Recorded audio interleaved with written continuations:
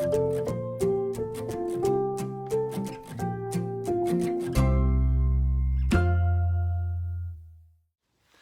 everybody, it's Jim, the Lake Effect Gardener. Welcome back to a new video. This video is going to be part 3 of the 3-part series. So we're finally done with all of those little smaller videos. And this one is going to be all about chamomile. So if you guys remember my chamomile bush, as I call it, that I showed you during my first tour that I did of my herb garden, you know that it was massive and it was, you know, pretty much getting close to ready to harvest. So that's what we're going to do in this video. I just want to have a quick shout out to all my American viewers. I want to say, hope you guys had a really wonderful Independence Day. I did. I had a couple friends over, we had some food, we did some drinking, and then we hopped into my convertible and we drove down to Lake Erie and we watched the fireworks over the lake, and it was just a gorgeous, perfect evening. We got back here, my backyard was filled with fireflies. It was absolutely spectacular. And if my camera wasn't such a piece of garbage, I really would have liked to have caught that footage. So maybe someday, maybe someday. So anyways, I hope you guys enjoy this video. If you are new to this channel, welcome. And please consider subscribing. We'd love to have new subscribers here. You know, thumbs up on the video, press the notification bell. You guys know the drill. So let's harvest some chamomile. Okay, so here's my chamomile bush, as I'm kind of referring it to. What I'm going to do is I'm going to start to harvest some of it. And the idea is I'm going to harvest and I'm going to dry it so that I can make a tea out of it. And this is really the prime time to be doing it. When the petals start to fade and the heads get nice and big and juicy, that's when you want to take the cuttings, okay? And so I'm going to be hunched back. I really need to get a good camera. But anyways, oh, so worth it. Anyways, so the first thing that you want to do, you want to have a basket on hand, okay? And some kind of a cutting implement. I'm just using plain old surgical scissors for it. And then what you want to do is you want to actually, instead of going blossom by blossom, you want to go and take the whole flowering stem off. So I'm going to, let me see if I can get one that's a little bit closer here. Okay. So off of one stem, you have several buds, okay, several flower heads. What I'm going to do is I'm going to trace that back until I get to the first leaf that comes after the stem splits, okay? So I'm going to take my scissors and I'm going to go right above that. And now I've got 4 seed heads, okay, 4 flower heads on one stem. And then what I'll do is I will go around and I will cut each of them off. But what this is going to do, and I'm going to throw that in my basket, what this is going to do now, the area that I cut back to is going to encourage more growth, okay? There's a leaf node right there. It's going to branch out, and hopefully I'll get a second huge crop off of this plant. So I'm going to go ahead and I'm going to start cutting all of these back.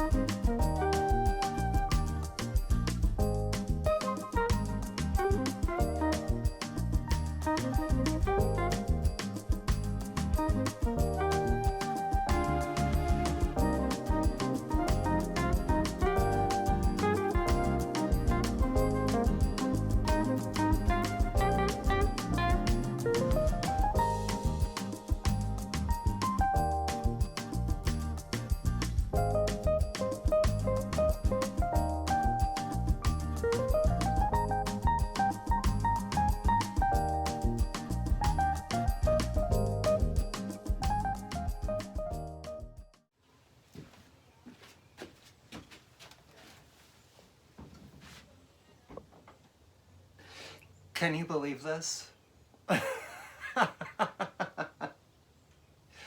I've never had a harvest this big, ever.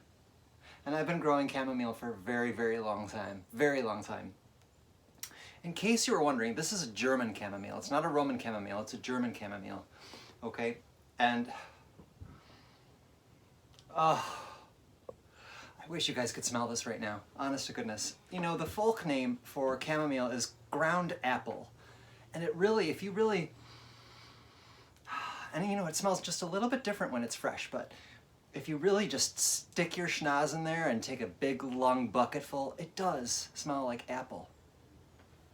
So obviously this basket was completely inadequate for the harvest that I made. So note to self, when I see a bush that big, I'm going to be bringing something much bigger to accommodate this. But yeah. So what I'm going to do now is I'm going to cut every single one of these tiny, tiny little flower heads off of the stems. And I'm going to lay them out and on a newspaper. And it's really important that you, when you're harvesting any kind of herb, that you use some kind of a surface that you'll be able to lift up, because of all of the fall off or the petal drop or anything like that, anything that you want to save, it's important to have some kind of a surface that you can lift up so that you can, you know, maybe fold it over and dump in all of that precious, precious gold, okay? So that's what I'm going to get into now. And it's, I have here just some newspaper. I'm just going to lay out some newspaper here. And then it's quite simple. So I'm going to grab my, I don't even know where to start. I guess I'll start at the top. Okay. So just to give you an idea, this is the portion that you want, okay? You don't want stem. You could have leaves. The leaves, I mean, that's not really where the goodness is, but it's these little flower heads, okay? That's what you want. And all I'm going to do is I'm going to take my scissors and give it a snip, okay? Just like that. And then whatever I have left over in stem, I'm just going to throw in the compost pile, okay? So I'm going to get on with this mess here.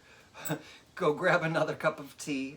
I might need to grab something stronger for myself to get through all of this, but we will come back once I've gotten all of the seed heads taken off. Okay, I am all done. That took some time. So, as you can see, I have quite the harvest here, and I'm really, really pleased with it. It smells gorgeous. It really does. Now, while I was harvesting this, I started by using my scissors, okay, snipping the heads off. That became, well, let's just say that I've never harvested this much before, ever. So snipping one head at a time was just, it took forever. So I went back to good old, you know, nature scissors, my own fingers, and I just started ripping the flower heads off. And the flower heads are the important part, okay?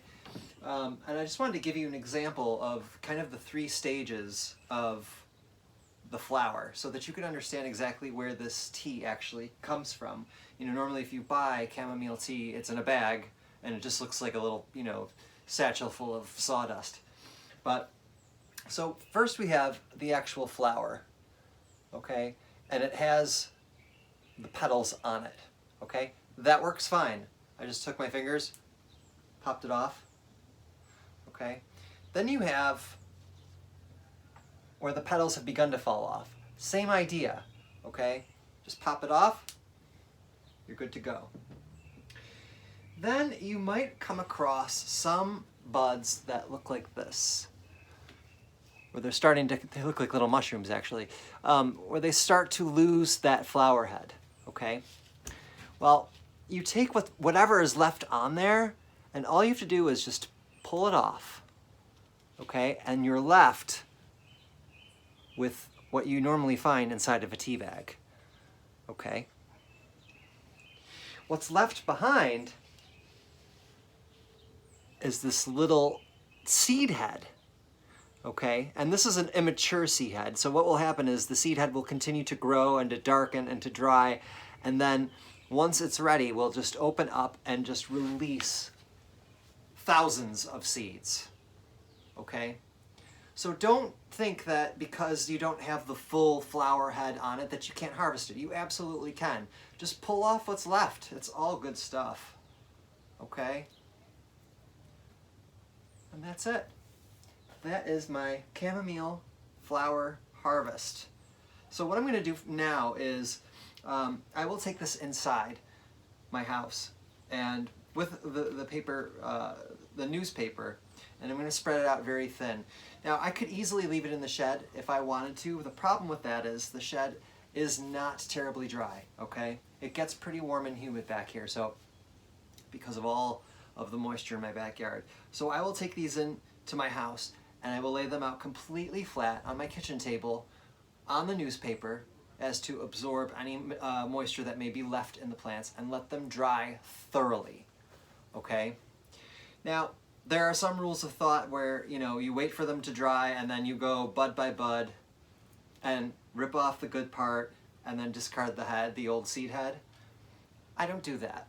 I really don't. I haven't really noticed a terrible difference between actually putting the whole flower head into my tea as opposed to just the I don't even know what you would call them, that part of the flower head. But I just leave it whole. Once it's completely dried out, so it's going to feel almost like paper to the touch, then I will put them inside of a mason jar and then put it in a very cool, dark, and dry place. And then whenever I want myself a nice cup of chamomile tea, I just take a teaspoonful, put it inside of a tea ball or something of the like, and enjoy. And I have several cups of tea here. So I'm really, really pleased how this all turned out. I hope you guys would like to try giving chamomile a go. Okay, super easy to grow. Once it gets established, you can see how much, you know, bounty you can get from it. It's insane. Why wouldn't you? You think about the price of tea nowadays, the herbal ones especially. Absolutely. I will be in the future doing some other herb videos when it comes to harvesting them. And I've been doing a lot of reading. Now chamomile is one of those teas that's, it's a tea that helps to relax you, okay? So it's a nervine, okay? But you can also use it topically. You could use it to wash your hair. You can use it, it's a very cooling herb that way. So there's lots of uses. You could make balms and tinctures out of them. And it's an all-around great plant. And if you're interested in learning more about chamomile and its many, many uses, you could always just, you know, hop onto your Google or maybe get yourself a nice book. I'm definitely more the book type of person. Love to curl up with a book. So anyways, as I was saying, I'll be doing other videos on showing you how to harvest, dry, and store medicinal herbs too. And I was in touch very briefly with Terry Conroy, who has the YouTube channel Danu's Irish Herb Garden, and I reached out to her about just a couple of tips here and there. She's a very knowledgeable woman. If you've ever been to her YouTube channel, you'd know that. If not, you should definitely check her out. She's awesome.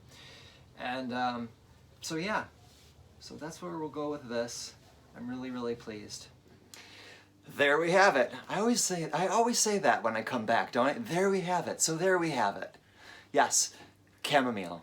Very interesting. And just to give you a little update, I did plant some extra chamomile in that raised bed, the one that I made the video of, and it's already beginning to send up some flowers. So I don't think this is going to be the end of the chamomile for this season. I'm really hopeful, at least. Yes. So I got back from my beach trip, and when I got home, the chamomile was on the kitchen counter and it was completely dried. And at first I was like, what happened to it all of it? It's, you know, it shrunk. Obviously, I had it down on the newspaper. The house was nice and dry. Of course, it shrinks. So if you, in your drying escapades here with chamomile, if you notice after a few days that your crop of chamomile looks like it's disappeared, it's only because all of the moisture is being taken out of it, okay? So naturally it's going to shrink, it's going to get smaller. But I have to say that it was perfectly like the paper consistency that I was looking for.